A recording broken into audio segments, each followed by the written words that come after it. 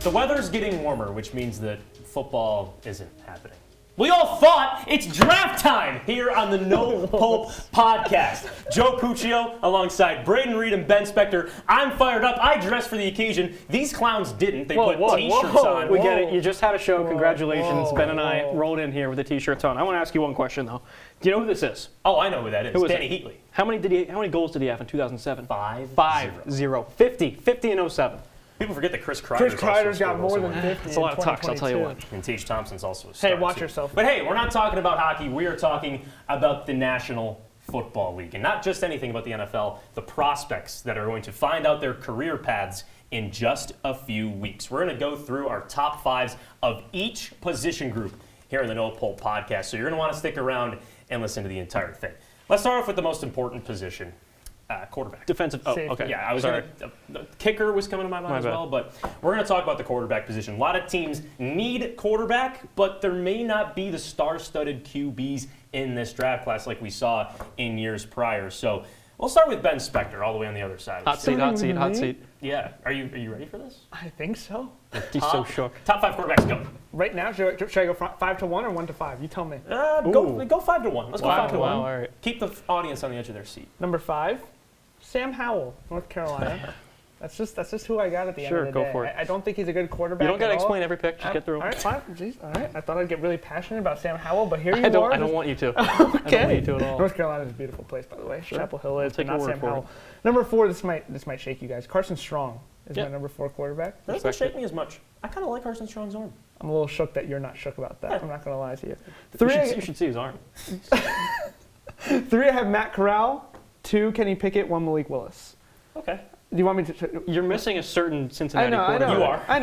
I am. It's a bold move. He's number 6. Walk me through it. What don't you like about Ritter? I think competition-wise, he didn't really see that much. Really? There's not that much on tape so there. you're not doing it for It's just, I need to see more there. So that's not the first time I'm going to be saying that on this podcast. Sam Howell is better than Desmond Ritter. It's just like I don't really have a real reasoning for it. I think Sam Howell has a better arm. I think he's more athletic than Ritter is, and I think he'll have more success in the NFL because of that. The game tape is better for Howell than it is for Ritter. I don't know if I agree with that. I really don't. And look, you can make the point that Howell's supporting cast wasn't as good, and I would tend to agree with you, but Ritter won football games at the end of the day. Okay. And sure, it was in the AAC. I've gone on record multiple times saying the AAC is a bad conference, and Cincinnati had a cakewalk through that conference, but the guy went out and performed, exceeded expectations, game in and game out, played fine against Alabama. Obviously didn't win the game, but showed the ability to play well against some of these top talents. So look, I'm not saying it's the top 3 quarterback in this class. I am saying it's top 3 quarterback in this class, but I think you need to put some respect on it. If you're going to bring up wins, though, then how could you put someone like Malik Willis, who I know that you love, and we'll get to that in just a few minutes here, but how could you put someone like Malik Willis towards the top when he wasn't winning games? It's a traits thing, and Malik Willis's traits are so far above everybody else's that Desmond, like the gap between Sam Howell and Desmond Ritter, from a physical standpoint, like Malik Willis is head and shoulders. Yeah. If I'm a scout, right, and I'm watching You're tape, not a scout. I'm not. Hypothetically speaking. Hypothetically Okay, speaking, if I was a scout, I'm watching tape, I'm not worried about the result if it was 14-7 at the end of the day for a quarterback. I'm worried about the arm strength. I'm worried about the athleticism. I'm worried about the decisions. I'm worried about how does he handle situations under pressure. At the end of the day, Sam Howell has done a better job with that than Desmond Ritter. Wins aren't a pitcher stat. Wins aren't a goalie stat. Wins aren't a quarterback stat. So that's what I see from a guy like Malik Willis, I should say, like a guy who hasn't had the high volume wins. But look, if we were just breaking down Ben Spector's picks for this podcast, I don't think we'd be losing listeners by the minute. So let's go over to Braden. Your top This is what 5. everyone's waiting for. That's just not Exactly. true. Your top 5 quarterback picks. Go. I'm going to start number 5, Carson Strong. Ben, I'm glad you brought him up. I think he's a talented quarterback as well. He's a very talented quarterback. Look, is he going to come in and start day 1? No. Nowhere. Not in the slightest. Could be a backup, see where it takes him from there. Matt Carrell at 4. I'm not as high on Carrell as some other people. Some people go as far to have him as at 1. That's absurd. I don't see that. A lot of RPO down there in Ole Miss. Yeah. Just not really, doesn't catch my eye that much. I got Kenny Pickett at 3. Whoa. Yeah. What? You moved Ritter to 2? I got Desmond Ritter at 2. I've done some self-reflection recently, and I moved Desmond Ritter. Are you okay? To number 2, look, I think he has a better chance to go in and start day one somewhere and do better than Kenny Pickett was. That's and look, wild that's just Kenny Pickett is probably going to go start somewhere day 1 too and probably have success. But I think if you want a guy like that, if you're looking at a couple teams in the NFL could use guys that need to start day 1, and I think Desmond Ritter could be a fine option. And then Malik Willis at 1, and I'll die on that hill. All the traits in the world. I have said this before, and I'll say it again. It's become the blueprint in the NFL. Find this raw, athletic guy with a huge arm. Josh Allen, Patrick Mahomes, all these guys. Sure, he's going to take some development. I hope he does go to a team where they give him that time, a solid situation like one in Buffalo, like Kansas City. Maybe he sits for a year or two, but I think absolutely he has a ceiling to be the best quarterback in this class, and I think eventually even a top 5 quarterback in the NFL. Just to hear that Buffalo is a blueprint for developing quarterbacks, just makes my relax heart. over there. I'm not going to get into it. Do you think that the hand size of Kenny Pickett? The hand size has nothing to do with it. Are you sure? No, not at all. Are you sure? No, I've watched Ritter lately, and I know I'm not high on the AAC, but there's a lot to like there. And Pickett's fine. Pickett's still going to start probably in year 1, maybe year 2, and probably have success. I just like Ritter a bit more. So taking a look at my top 5 quarterbacks here, and I'm interested to hear this. We've kind of we've harped on pretty much all of these prospects. At number 5 here, I do have Carson Strong. I originally had him as the 3rd best quarterback in this draft as early in the season, just because he has an insane arm, and he's Nevada, right? You're not playing against some of the better teams in the NCAA, but when you have that elite arm strength, it goes far. The only knock really with Carson Strong is that he's not mobile. It's going to be difficult if he's going to a team that doesn't have that developed offensive line. Carson Strong could be in a bit of trouble. But again, he's not one of those day 1 starters you put on the field and expect him to do well. At 4, I do have Matt Carrell, as Braden alluded to. I think that the knee injury hurt him a lot. Not like literally and metaphorically. I'm sure physically it did hurt him. I can't imagine that would feel good. Yeah, no, it definitely cannot. But Matt Carrell, he's a very athletic quarterback. I don't know what we're going to be seeing from him after that injury. And if you go back to the bowl season, right, there was all that conversation of, who's going to sit out, who's going to play. Matt Carrell was one of the headliners that was going to play in the bowl game. I do. Respected entirely, and then he got hurt. Mm-hmm. So it's really difficult, for a guy like Carrell, who, a lot of people might have chosen to sit out at that game.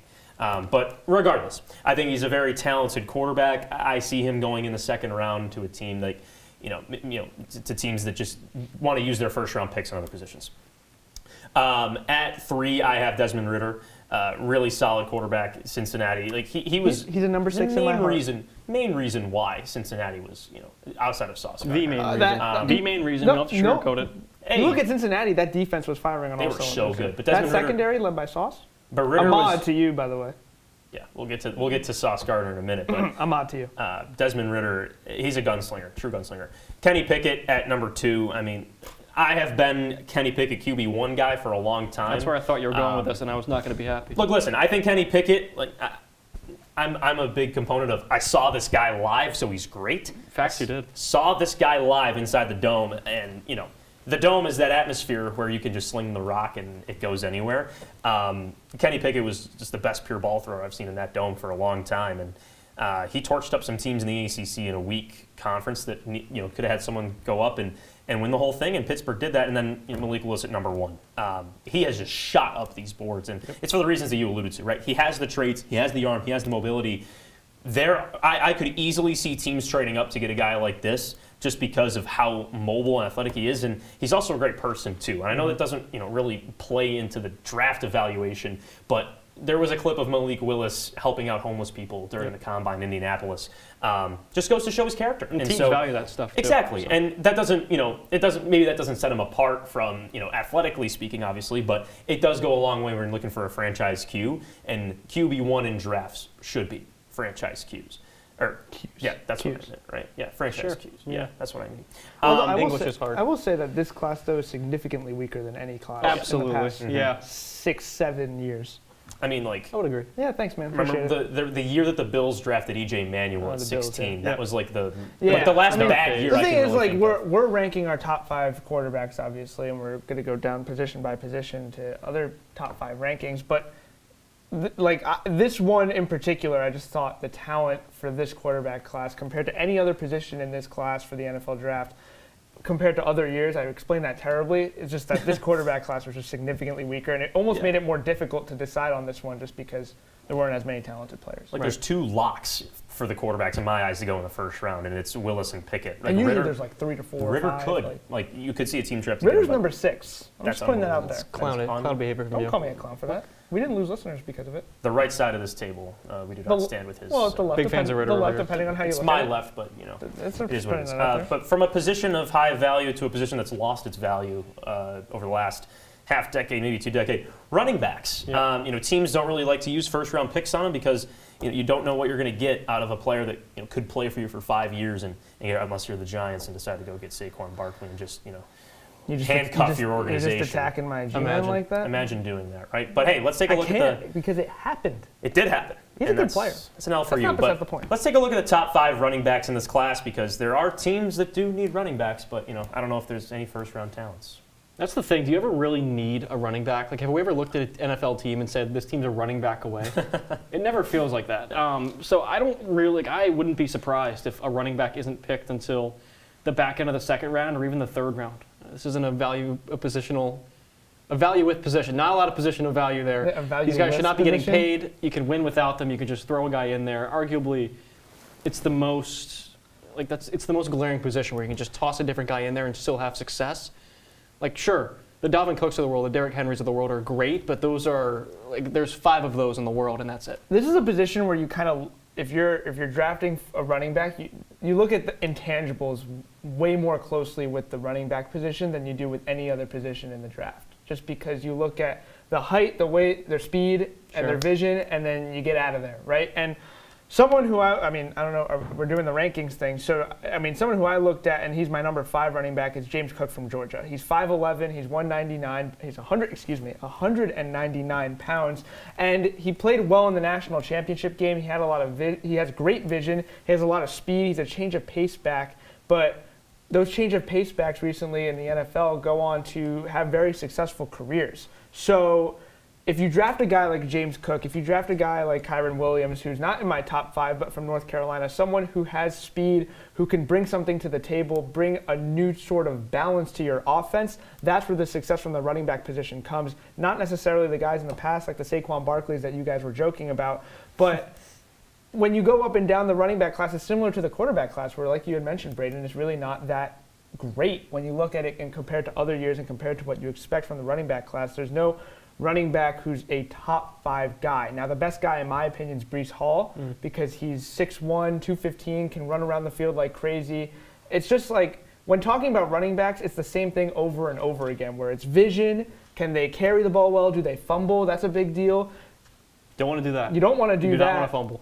The sexiest name is Kenneth Walker. That is the sexiest name, but the best running back in this class is Breece Hall. Look, I disagree. Oh, well, I have to agree with Ben Spector. And wow, that's never said before. Quick to point out, James Cook, younger brother of Dalvin Cook, so I think it's going to translate to immediate success in the NFL. I have him at 2. I also have Breece Hall at 1. You can't argue against production. Cook at 2? I got Cook at 2. I do. Love what I see from him. Wow. He's got the bloodline, too. You can't argue with that. Hall put up 1,500 yards, 21 touchdowns his sophomore year. 1,400 yards, 20 touchdowns this past season. Like, the production is all there. I get it. It's the Big 12. They don't play a lot of defense over there. Iowa State, Big 12, right? Yep, that's correct. Crazy. Go Cyclones. Okay. Don't believe this man, folks. So this guy has done it all for 2 years straight, which is a very difficult thing to do with the running back position. I think he's going to go right to the NFL and continue to have that success. I think you're forgetting about Kenneth Walker III. I mean, he is a downhill runner that runs with aggression. He's somebody that, you could get in the second round and be very happy with as a top-tier running back. And I'll get to what Spector said earlier about this class not being deep and why I tend to disagree with that. But Kenneth Walker III is one of those reasons why, if you want to get really good back, invest in Kenneth Walker III, a Wake Forest transfer that really had to set himself out at a program like Michigan State. It's pretty difficult to do to go into the Big Ten and be the leading rusher in that conference. So I like Kenneth Walker III, but the number 5 running back that I have, and this is someone that you're going to have to go all the way down the board and find, it's a guy named Ty Chandler from North Carolina. Interesting. Not Kyron. Tell me about him. No. So Ty Chandler, he isn't the biggest back, 5'11", 203, but his vision and footwork it's really incredible for a guy that's, on draft consensus this year is given a 4th-round grade.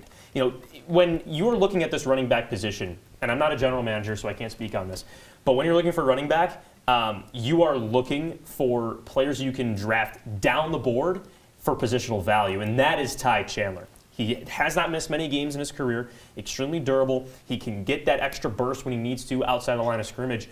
If there is a team that is looking to add another weapon, I'm not talking specifically running back, a weapon in the later rounds, you get Ty Chandler on your card and send it in. But that's what we mean by the depth of this position, right? Like, there isn't that headliner guy, and you guys think it's Breece Hall, I think it's Kenneth Walker III. It's marginal stuff. But there are running backs you can get down this board that, could make a big-time difference, like Hassan Haskins. Yep. He can be a 4th or 5th-round pick, and he was incredible at Michigan. So there's a bunch of different players there, and you can really go either way. But I do like Ty Chandler. I think he'd be a really solid backup running back for his rookie year. I'll keep my eye out for him. Well, Kenneth Walker is also a very fast running back. He ran a 4.38. That's incredible. That matters. How fast would your 40 time be? I actually ran a 40 time. When? Like recently? He ran a 40 time. I ran a 40 time. What was it? I was 5'7", I think. Damn, that's like your height. Did him dirty. That is absurd from you. I'm sitting down, and it's a podcast. No one knows how tall I am. And you just were like, you know what? And I give you a few inches there, too. It's like the second time in 5 days you've been clowned for your height on an audio. It's crazy. On an audio. So true. Citrus TV is just now a Ben Spector height roast. But anyways, running back position's not that deep. On the complete flip side is the wide receiver position. It's always fun talking about wide receivers. It's the future of the NFL, so let's just cut right to the chase. Braden Reed, your top 5 receivers, go. I'll give you my number 1 receiver, and then I'll give you another guy that I really like that I don't think a lot of people do. Number 1's Garrett Wilson. Yes. Absolutely love what this guy did at Ohio State. Yes. He's absolutely the better of the 2 at Ohio State. Olave's way down my board. Wilson is just a smooth operator, and that's what you love to see. That's what you look at in the NFL, and that's what these guys are doing, right? I wouldn't say the days of the huge physical jump ball receiver are gone, but you just want guys who can separate in today's game, and Wilson does that. A lot of shades of Ben, you'll love to hear this. New York Giants, Odell Beckham Jr. Yeah. Obviously, Odell, I don't want to say has slowed down a little bit, but has dealt with a lot of injuries and just hasn't been on the field a ton. Hasn't produced the way he has in his first 4 years, but a lot of similarities between those 2 players. A guy I like down my board, George Pickens. Coming off an ACL at Georgia, came back ridiculously fast. I don't know the exact timeline, but saw some time in the playoff this year, made a great downfield catch. Physical specimen, long, can run. A lot of things to like with Pickens. He's not getting talked about a ton. Because, look, it is a deep class, Joe. You're 100% right, but I think Pickens might surprise a lot of people. Might be a day 2 or day 3 pick, but couldn't have an immediate impact early on in his career. Those are some great receivers. You got a better one? Yeah, I do. Oh, God. He goes to the University, or he went to the University of Southern California. Let me tell you a little something about Drake London. Yeah, all right, all right. I'll tell you all the London's a beautiful place. I'll tell you the intangibles right off the bat. 6'5", 210 pounds. The guy is a route running machine. Now, I want to tell the people at home about the wide receiver position before I go into Drake London. For the people watching. And listening. But we also have a video component. Check out CitrusTV.com or YouTube, the Citrus TV channel. Great plug. Thank you. Great plug. The wide receiver position has become more valuable this year than any other year imaginable. If you look at the wins above replacement stat, number 1 is quarterback. The quarterback position with 2 wins above replacement. What's number 2? Punter. Nope, the wide receiver position with nearly 1 win above replacement. That's why guys like Tyreek Hill a lot of wins. Is getting paid. That's why Deebo Samuel wants a trade. Devontae Adams, same way. Drake London will be in that class of players. I guarantee it. He is so good at route running. Unbelievable. He's got that bubble route that he could just take 40 yards for a touchdown or maybe run out of bounds because you're near the sidelines. Or that slant route, he could take it to the house. He's all over the field. He's absolutely incredible. And he didn't run a 40 time, but it was estimated to be 4.5. I'm not a huge, I know I mentioned the Kenneth Walker thing. I'm not a huge 40 time guy. I'm not a huge 3-cone drill guy. But at the end of the day, when you evaluate wide receivers or running backs, those are the type of things that you have to look at. He's a fast guy. Again, 6'5", so he could reach up for those balls. And 88 receptions, 1,000 yards. The game tape speaks for itself. Drake London, I think Garrett Wilson is the number 1. I think right now he's better, but you just got on your soapbox just to tell me that you agree with me? Drake London will have an unbelievable career, and he'll make north of $30 million a year on an NFL team in 5 years. Drake London does a lot of things well at USC, and I don't think he quite falls into the stereotype of, oh, he's big and he's not fast. Like I'm not going to call him slow, but he's not a burner. Like he's big and he just can separate, but that's not going to work in the NFL. Like I don't think he falls into that category. I've seen it myself with J.J. Arcega-Whiteside. It's terrible. You're comparing Drake Would you let me finish? I'm not. Drake London is not in that category, but I do just wonder a bit about his ability to separate because every corner in the NFL is physical. Every corner in the NFL has size playing into their advantage. I don't think Drake London is going to get the same level of separation as he did in college. He's going to have a more difficult time there. And you look at a guy like Wilson, he just does it so easily. It's so natural to him instead of a more jump ball guy like London. I have been on the Drake London train for a while now. And Ben, you're speaking to the choir. You're preaching to the choir. That's what it is. I could be singing or speaking too. I don't want to. I don't want to hear you sing. I don't want to. It's probably. But I know you work on it, but maybe not for this podcast. I'm a big Drake London fan. I think as you mentioned, right, separator, route runner, big size, everything like that. But Jameson Williams is it just hurts me inside that he got hurt in the college football playoff because Jameson Williams would be my number one receiver. I think he's that good. He reminds me of Devontae Smith in a lot of aspects. That's my guy. And that is your guy. No shot you named out Devontae Smith. On and it's not like he's incredibly skinny like Devontae Smith was, but like Jameson Williams can create that separation and fly down the field. It's similar to what I said about Matt Carrell, right? Is he going to be good after that injury? So I think that's why Williams may fall down the board a little bit, and then guys like Garrett Wilson and Drake London get in there. But if you're looking down the board, right, because we sort of hinted at it, the wide receiver position is becoming a really big, important position in the National Football League. And it's all about who you want to pay. And wins above replacement, but continue. That is a fact. It's who you want to pay at this position. You mentioned Tyreek Hill getting paid. Stephon Diggs just got a contract extension. Who do you want to pay? And you look down the board at some of these receivers. You mentioned George Pickens, but a guy that made a float under the radar is Sky Moore from Western Michigan. The fact that he went into a program in the MAC and just immediately showed out, 800 receiving yards in his true freshman season. Starting as a slot receiver, if you're a slot receiver at a MAC school, you may not get that production, but he did. He was given the rock a whole lot and, really won some games for the Broncos. I think that Sky Moore is one of those players you can get early third round, middle third round, and really be an exciting player. But you look down this board, like Wan'Dale Robinson out of Kentucky. Like, he is a sneaky good player that could end up being a fifth-round pick and changing an NFL culture or NFL locker room, I should say, locker room culture, that just because of how dynamic he is on the outside. And then even like Justin Ross, a player who was supposed to be like the next A.J. Green, and it didn't really work out in Clemson, but he's still a dang good receiver. And you can slot him out wide and get him in a late round. So, the wide receiver position has its headliners. I agree. Garrett Wilson's number one. Drake London, for me, is just like minuscule. Like, it is like picking, sure. It's I can't even describe it. George Pickens? Maybe George Pickens. But I like Wilson, London, Jameson Williams to fall in the late first round, and we'll go from there. Wilson's the better player right now. But Drake London, in 5 years, you're going to be reading that he's making $35 million a year in the NFL because he will be that good. Coming back to this in 5 years. Yeah. He also, here, mark it down, okay? That's crazy. Drake London will be making north of $30 million in 5 years for whoever signs him. Ben Spector breaking the fourth wall counter up to number 2. I thought you were doing fight on there for a second. Well, also USC, look at it like USC is a worse program right now than Ohio State, and I'm blanking on. Yeah, but you can't scout the helmet. Well, you were the one talking about wins with Desmond Ritter earlier. What a line from Cincinnati Braden right there. You scouted the helmet. No, I didn't. Cincinnati plays in the AAC. That's the direct opposite of doing that. They have wins. No, that's me saying this guy went to Alabama, therefore he's automatically good. That's scouting the helmet. Take a look at Alex Leatherwood. Tell me he's good. Solid ball player. It's an O-line reference for the folks at home. But speaking of O-line, let's take a look at the guys on the outside and the inside of the offensive line. This is probably the first position where we have headliner guys. I think the first 3 or 4 guards and tackles are your first round, maybe even top 10 players. So headlining this class, I would like to hear what you guys have for the number 1 tackle, because there's 3, potentially 4 tackles that have this potential honor, and I just want to see what you guys say. Let's go with Ben first. Evan Neal.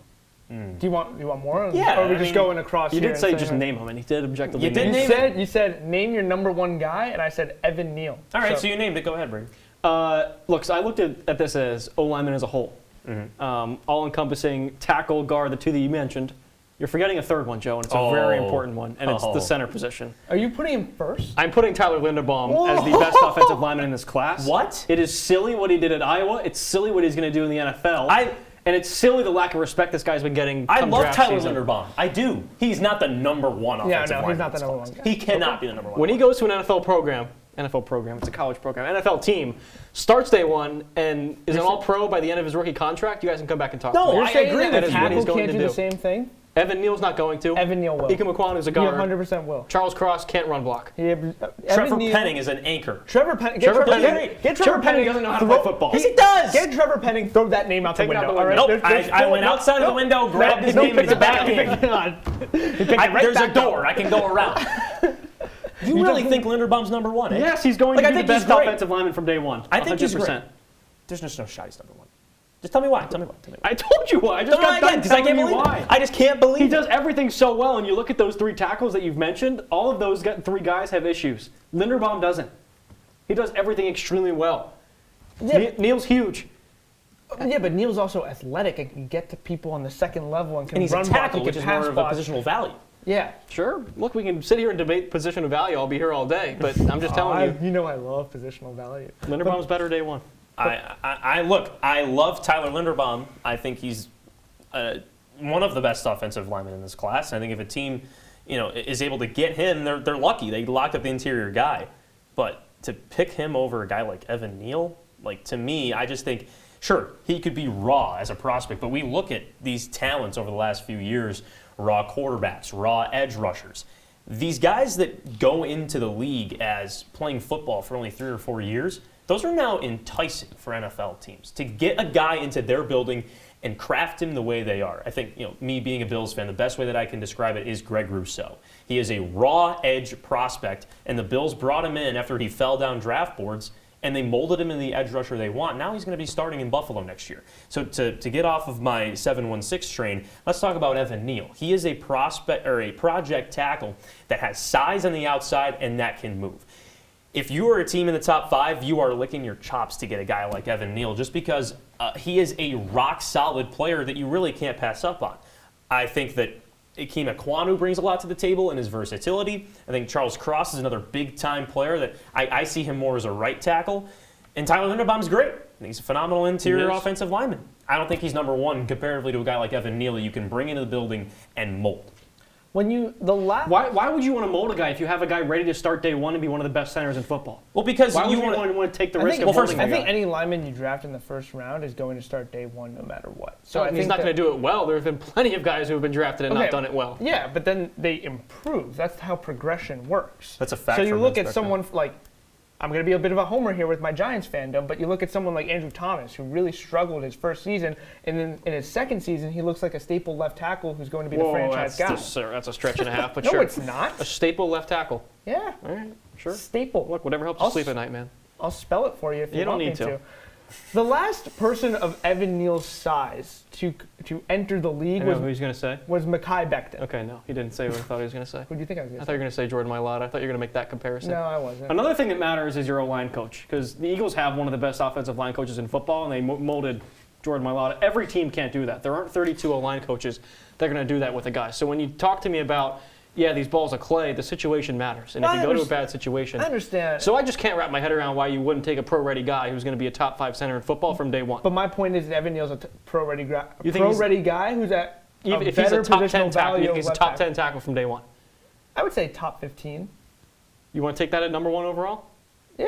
Okay. Well, I mean, that's a totally separate conversation in terms of, who fits where, right? And which team needs what team wants what, whatever. But back to my Mekhi Becton point. When Mekhi Becton came into the league from Louisville, it was just that he was an athletic guy who was Thank you. Yep. It's just an athletic guy who was big. That's really what and he ran a fast 40 time for an offensive lineman. So cool, right? Like that matters. But Evan Neal, 6'7", 360 pounds. Woo! You think that he can't move all? How many Ben Spectors is that? That's a lot of Ben Spectors. At least 1.5. Approximately 1.7 maybe. But the point is that he can move. This guy can go anywhere you need him to in a running situation, can get to that second level. How often are you really doing that? It's a passing league.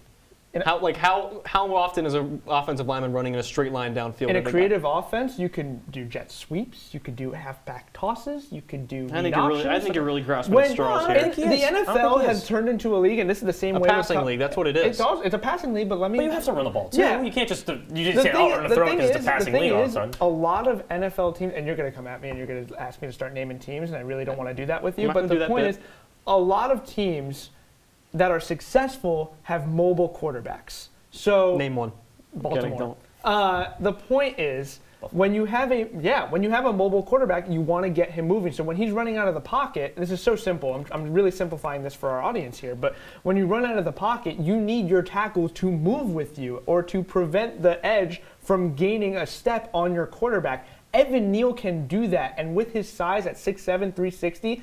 You might not think at face value that he could, but watch the tape. Watch Alabama play football, and I guarantee you that you will be impressed by Evan Neal's movement, not only laterally and vertically, but with his hips as well. He's just a very mobile, athletic guy, and that's why he is the #1 offensive lineman in this class. I give you a lot of credit, though, for putting Tyler Linderbaum as the first O-lineman. I don't think a lot of people would do that. Hey, I'm proud of the guts. And I think Linderbaum, I listen to the argument and I don't disagree, but I just think that the offensive linemen at the top of this class are, bar none from years past, and it's a trajectory going forward. Offensive lineman positional value at highest. And another position that has been rising in value is the defensive line, especially on the edge positions, and there are a lot of great edge talents. The not consensus #1, projected #1 picks at this point are looking at edge rushers. So this also includes the interior. We can't forget about our nose tackles, but what are your guys' thoughts on the D-line this year? So I think outside of the top 2 edge rushers, which I'm sure we're going to hit on in a minute, I'm not very high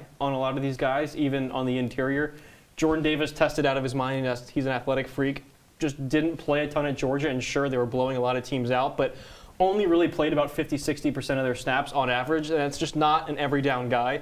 And that concerns me when you're taking a guy in the first round, especially at defensive tackle. Like, you want a 3-down guy, a guy that's going to make an impact on every single down, and I just don't really think Jordan Davis is that guy. Trayvon Walker's another one. Tested out of his mind, a combine freak. Cool, we get it, but every year there's a guy who blows up the combine and then just kind of busts in the NFL. So careful of those guys just outside of Thibodeau and Hutchinson.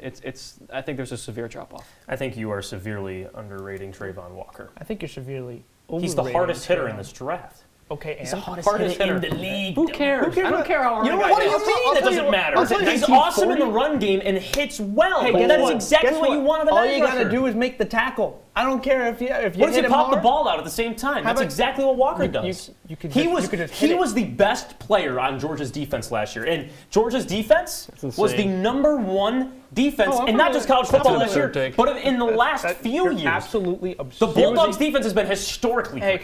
He was the 3rd best defensive lineman on the team. That is not true. That is wild from you. That is not true at all. It's a matter of fact. No, it's not. You literally just told me how bad Jordan Davis was. I never said Jordan Davis was bad. I said I don't see the value there. Jordan Davis, Devontae Wyatt were both better. No, Kobe Dean was better. You're spitting. I'm hyping Lewis Cine might be better. Joe. And also Kobe Dean's. We get it. You phone victim to the Combine Warriors. No, it happens to the best of us. He tested out of his mind. It's cool. I have always been on Trayvon Walker. He's listed at 272 pounds. He might be even 300 pounds. It depends on the system. Joe loves. You're going to be shook out of your mind when Trayvon Walker's the 2nd edge rusher picked out of this draft. That's unreal. You're going to be shook. Because your Giants might get him, too, you better watch out. Wait. If he's the 2nd defensive lineman taken, that means that Kayvon Thibodeau could be available from when the Giants pick. So, you heard me right. Go Ducks, baby. Go Ducks. Anyways, I think that the edge rushers in this class and the interior How do you get so calm after that? Who's the best one? Not to get you riled up. Aiden Hutchinson. All right. Production I of don't the know town. about that one, but it's all right. We'll move on. Oh Where my are you on gosh, this? these guys are on the I'm Kayvon on the train. Kayvon train too. Look, Hutchinson had good You guys tape. will grow up at some point. Hutchinson had good tape. You know, he had that one good Ohio State game. He had 14 sacks Oh, that year. one We good all game? move on. We all move One. on. He played very weak left tackles. We understand that. Or right tackles, whatever tackle he wanted to face. But at the end of the day, Kayvon Thibodeau is the more athletic specimen. He's way more crafty. Oh, yeah, with so his he's hand. better athletically. Were his numbers He's better than way Hutchinson more this year? Numbers. Who cares? He's way more crafty with his hands. He's got incredible bend, and he can get to the quarterback faster than anyone. Kayvon Thibodeau, say your point. I'm not going to take it because it's your point. Say your point about the closer to the draft. I can't believe it's taken me this long do to it. make the point. Do it. This has just happened over the course of the entire season. It's not just between the And it's happening offseason. right now with him with Trayvon Walker. Kayvon Thibodeau entered the season as the best player in this class, and it feels like people just got bored. And look, Aiden Hutchinson had a fantastic season all year long. Kayvon Thibodeau was hurt throughout this entire year, still produced, nursing an ankle injury, still went out there and just wreaked havoc on defenses. And look, Aiden Hutchinson is going to be a fantastic player at number 2 overall, but Kayvon Thibodeau is the best, has the potential to be the best. I would argue has the higher floor and the higher ceiling than Aiden Hutchinson. Also, he got hurt this year. You can't bring the numbers into this. Had an ailing ankle. He had 12 sacks in 2021. I'm not holding it. I think Kayvon Thibodeau's great. Oh, you brought up numbers, though. You were like 14 sacks, 7 sacks. Well, guess what? Maybe you the injury. Aiden Hutchinson's had better production. And he played 4 more games. Objectively played 4 more games. For him to shoot, but it's not like sacks. it was marginally better though. Like Aiden Hutchinson had so many games where he just broke out. Like he had a game 5 tackles against Maryland at the end of the year, 5 against Ohio State, 3 sacks against OSU. Three sacks. This guy's reading Ohio State stats at this point. Cool. Is Ohio State bad? He had a good game against Ohio 3 sacks State. against Penn State. I've rattled off a few good games. You rattled off 2 games. You rattled off the Ohio State game and the Maryland You can rip off all the game logs you want, Joe. I don't want to hear them. I don't want to hear what you have to say about Kayvon Thibodeau. Look, we'll see. Honestly. Because Aiden Hutchinson's had the production this year. He's shown it. Let's do a friendly wager on the No Pulp Pod. Whoa.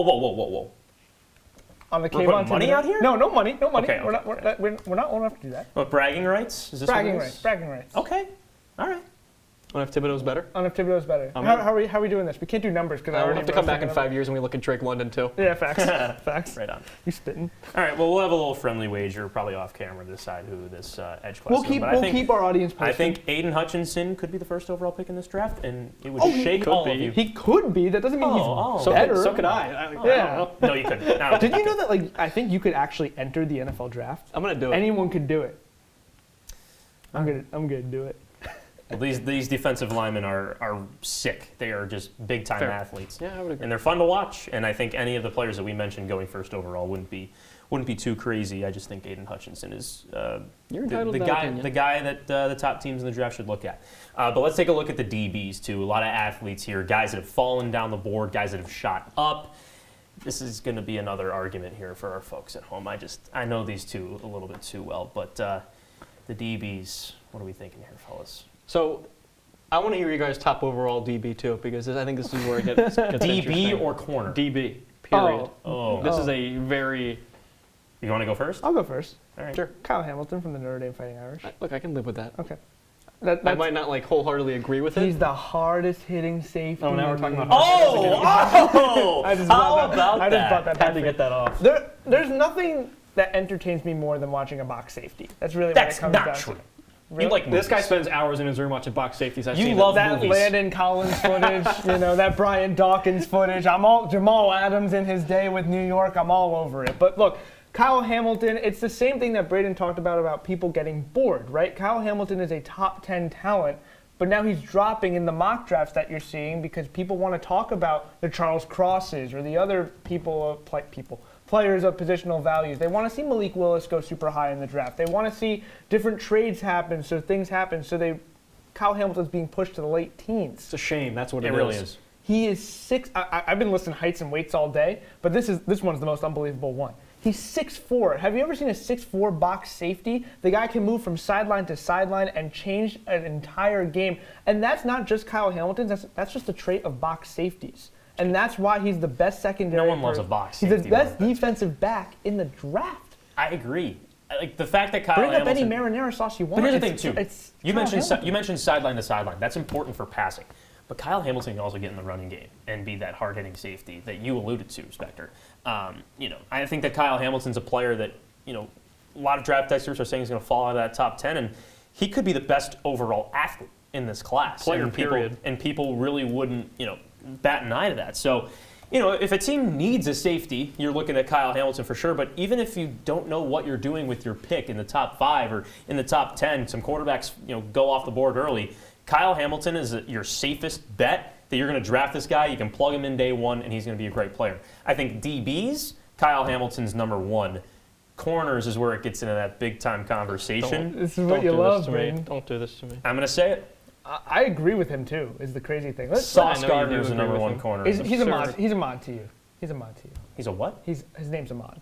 Oh, yeah, sorry. Ahmad Gardner. Yeah, it's absurd. His name's Ahmad. Ahmad Gardner's play this year at Cincinnati was something to conference behold of. The AAC. You were literally just talking about how you great can't Desmond River You was. can't scout the helmet. You can't do it. You can't You look at that can't A on the do chest it. and say it's anything He hasn't different. had a penalty against him in his entire collegiate career. Cool. The referees don't know how to officiate. I don't know what to tell you. Well, that's a case in any league. I'll tell you that much. And Well, I think Braden. that Ahmad Gardner has some weaknesses in man coverage. I'll say that, but it's not glaring. And his zone defense is by far the best in this draft class. I think that a guy like Derek Stingley Jr. has a ton of athleticism. Same thing with Andrew Booth Jr. Incredible athletes. You're talking about refined corners. Ahmad Gardner's your guy. Do you think that Stingley's also a product of your people get bored theory?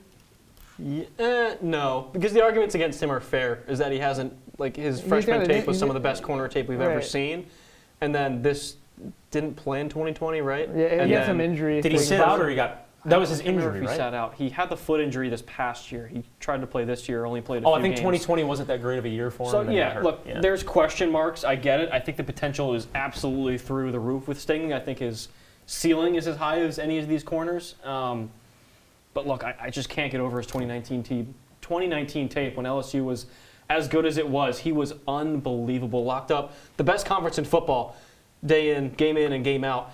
Another guy who did that this past year, Joe, who I know you're not as big as Oh my gosh, I know. Roger McCreary in Auburn. This guy is not getting anywhere near love. I see him ranked down towards the 8, 9, 10 range of corners this year. This guy clamped John Mechie and Jameson Williams when they played in the Iron Bowl this past season. I don't understand it. Had a fantastic season at Auburn, like I said, locking up the best receivers in football, game in and game out in the SEC, and just isn't getting respect for one reason or another. I've turned a corner on Roger McCreary. I'm glad to hear it. I'm not out on it. I think that McCreary is also an exceptional athlete, and that's what you want out of the DB. It's a pain that a guy like Kyer Elam, shout out Gators, chomp chomp, has fallen down the board because of what you think I don't like about McCreary, and that's his ability to play in zone coverage and stuff like that. But I think that Roger McCreary, you mentioned, locking up big-time receivers in the SEC, you can't just throw that tape away. And I think that Derek Stingley Jr., if he didn't get hurt, he would be probably the number 1 overall pick in this draft. That's how good he is. I can't wait to see how he pans out. And a guy like Andrew Booth Jr., I'm not high on Andrew Booth Jr., but the reason why I'm not taking him out of the first round and stuff like that is because he's an amazing athlete. 2019 was 3 years ago? Sure. 2019 feels like it was a long time ago. It was a long time ago, pre-pandemic. So Things happen. The pandemic, a foot injury, but he's back. that's my point, though. It was a long time ago, and he's back. It's not the same guy that you saw in 2019. You think he just got worse? No, I never said he got worse, but I'm saying that I think Sauce Gardner got better than Derek Stingley. Sauce Gardner's the third best cornerback in this class. He's the best cornerback in this draft. He's a very disciplined cornerback. He's, like Joe said, he struggled. I'm not going to repeat everything Joe said. Do it. But he struggles in man coverage, great in zone coverage. He's also got an infectious attitude on the field for the entire defense. Why do you want to draft a corner top 10 if you want to hide him in a zone? I want to send a guy out there that's I'm confident in, can lock down a number 1 receiver. That's Stingley, that's McCreary. I don't think any of these cornerbacks should be in the top 10. What? What are you doing? What for me? I mentioned Sauce Gardner, but Derek Stingley should be top 10 pick. I can name you 10 picks that I'd rather have over Derek Stingley. I can't. You want to do it? Are we doing this right now? Don't do it. I was going to say. I like making you shook. It's the good bit. I could do it, but I don't want you to. All right, fine, I won't. All right, we only have a few minutes left here on this No Pull podcast episode, so let's go really quickly here. Your hidden gems for this draft and your biggest busts. Go. My biggest gems in my Just you messed it up. Hidden gems. gems, biggest bust. Go. The hidden gem, Sam Miller from Northwestern, the defensive tackle. Goodness. He's from Houston, Texas. Just happened to stumble upon a Northwestern player. I'm shocked. That's not true. He's a very good football player. What is It's actually this. It's Go Cats. Go Cats. Nope, that's not it. But the point is, he's a great, smart player on the defensive line. He knows how to get to the A gap. He knows how to get to the B gap, and he's very exceptional in that spot. Oh, am I supposed to just give your bust while you're at my bust? Yeah. My bust, Derek Stingley. I just don't think he's a legit cornerback in this draft. I don't trust him at all, and I understand that he had great tape in 2019, but that was 3 years ago. What have I seen since? Absolutely nothing to convince me that he's going to be a good cornerback in the NFL. My gem is Jelani Woods out of Virginia, tight end. Huge for him. I want to say up near 6'7". Tested out of his mind at the combine, which I know I got on here and got mad about for defensive tackle. Tight end is very different, though. Tight end, you can mold a guy. Right. The hands are there. Sure. You can do a lot with a frame like that. The hands are there. How do you sit in this chair right now? We saw a guy, your guy, Tyree Jackson with the Eagles this past season. Guy. He did go down, but that's another example. Huge guy, converted from quarterback, and he had success at tight end before getting hurt. I think Woods is another guy. My busts, I already stated my case about Sauce Gardner. I don't think he is really going to be all that in a bag of chips. I don't. Chris Olave is my other one. He's fast, but other than that, I just don't quite see it, and he's getting love for maybe the first receiver off the board. I think he's more of a second-round pick, London. But not a huge fan of Olave either. Yeah, I'll start with the biggest bust because I had Chris Olave. I think that he can slot in as a solid receiver, but for the whole hype for him being the number one receiver in this class, it's absurd. Yeah. I think that there are so many better receivers that have better route running, better separation, better size than Chris Olave, and that's not to knock on him. I think he's going to be a solid NFL receiver, but top 10 pick, first receiver off the board, I don't think so. Hidden gem. Take a look at Dylan Parham from Memphis, interior offensive lineman. He is a dog. Like, he is just a dog. I've heard enough. I'm sold. Thank you. He is a running technician. You want to run the ball on any one of these prospects' side, it's Dylan Parham. I think that when you're looking for that big-time interior offensive lineman, you want a guy with speed, a guy who can move from left to right and create some holes. He is an exceptional athlete. And we have some big-time athlete offensive linemen in this draft, so to call him the best athlete in the draft is pretty much impossible. But he can get down low, be strong, move from left to right. He's a player that NFL teams can draft in the late second round. I could totally see it happening, but third and fourth round, Dylan Parham is the best player on the board, and NFL teams are just, you're salivating when you see a guy like this just because he's so athletic. He has quick hands. He can, I mentioned, gets from left to right so quickly, and his football IQ is so high. I think that Dylan Parham, when you're looking at the interior offensive linemen, you mentioned Tyler Linderbaum earlier, Zion Johnson from BC, Kenyon Green from Texas A&M.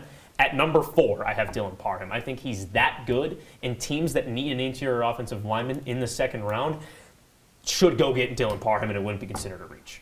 That's all I got to say. I got one final word. Don't draft Sam Howell. Another bust. That's a fact. Don't do it. That is a fact from Braden Reed. Don't do it. I know you're tempted. We're sending that clip to each of the 32 NFL GMs because Sam Howell is definitely not the pick for your team. But that does it here for the No Pulp podcast. Make sure to check out all of our content at CitrusTV Sports on Instagram and Twitter. You can also follow us on YouTube at CitrusTV. The NFL Draft, Thursday, April 28th. You won't want to miss it because both of those guys' opinions will be dead wrong. We'll see you next time.